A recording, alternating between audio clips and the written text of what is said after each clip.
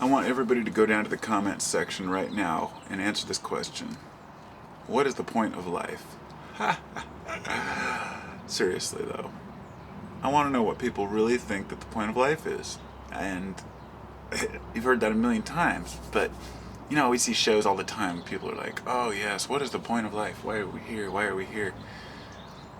But why really are we here? And I want to know what people actually think.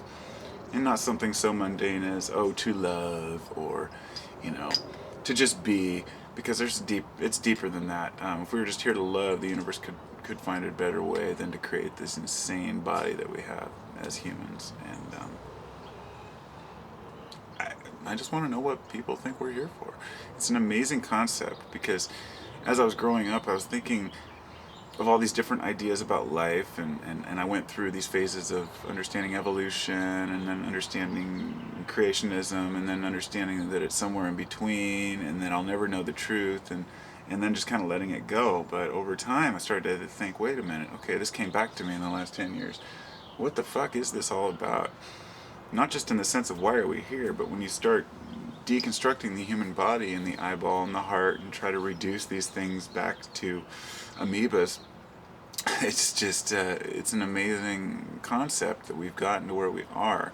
Of course, I don't believe in evolution through natural selection. That's a ridiculous, you know, it's a good notion, but it still doesn't explain why, you know, a walking stick looks like a stick, or why a leaf plant, or certain, you know, butterflies look like owls. You know, it goes on and on. The list goes on and on, to where so many insects and plants match their predators. It's a perfect cycle, and it is so tight. The most wonderful thing is, they say if we throw off the balance of the earth, you know, by destroying a species, then it'll cause this chain reaction. But we know that's not true. At least I know that's not true now. You know, the further we go, we start to understand the earth will fill in, nature will fill in the voids where it's necessary.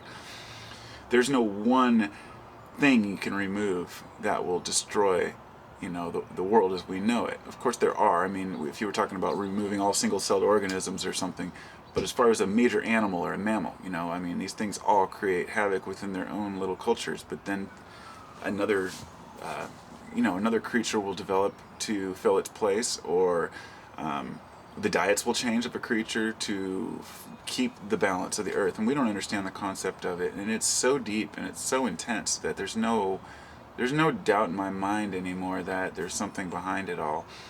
But I would never dare give it a name like God, because that's just too dirty of a name. It's an all-pervasive consciousness. It exists within everything, everything, every grain of sand and every planet, and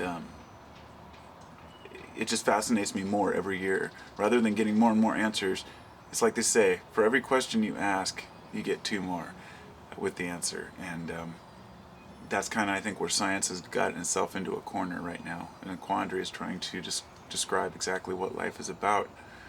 And they can talk, but deep down inside, everybody knows in their heart that the answers are deeper, and science cannot express through the scientific method the deepest answers to life. So, what are they? You tell me. Peace.